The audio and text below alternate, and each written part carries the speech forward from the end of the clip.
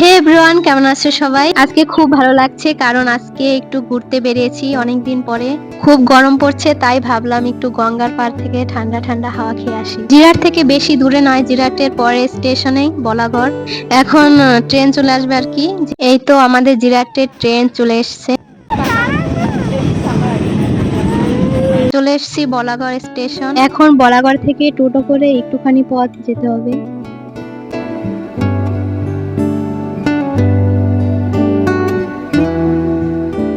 বলো কেমন লাগছে? খুব ভালো।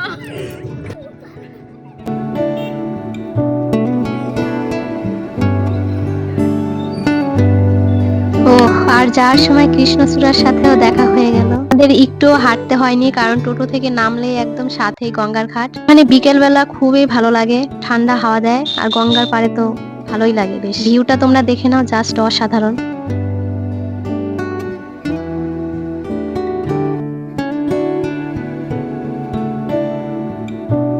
আমার তো ওখানে খুবই ভালো লাগছিল, তাই পুরো বিকেলটাই ওখানে কাটিয়ে দিয়েছি। সন্ধ্যার ভিউটা এরকম ছিল।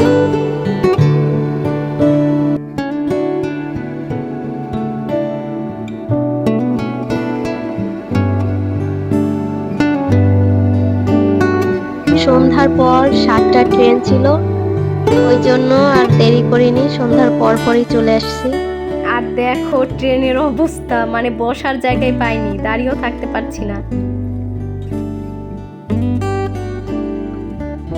আর দেখো যারা দাঁড়িয়ে ছিল সব জিরাটে নেমেছে, কি ভিড় আর এত লোক ছিল। আর যখন রেলগেট ছেড়ে দিল দেখো কি অবস্থা, মার্কেটের মধ্যে ভিড়ে মনে হচ্ছে যে পুজোর সময়টা চলে এসেছি, এতটা ভিড় ছিল।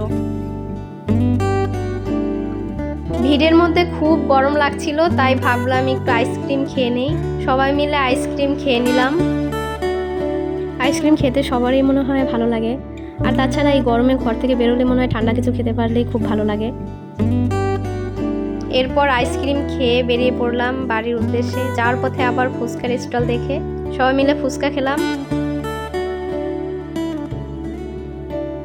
এরপর খাওয়া দাওয়া শেষ করে বাড়িতে চলে গেলাম। আজকে বেশ ভালোই এনজয় করলাম। তো ভিডিওটি তোমাদের কেমন লাগলো অবশ্যই কমেন্টে জানাবে। সবাই ভালো থেকো, সুস্থ থেকো, টাটা।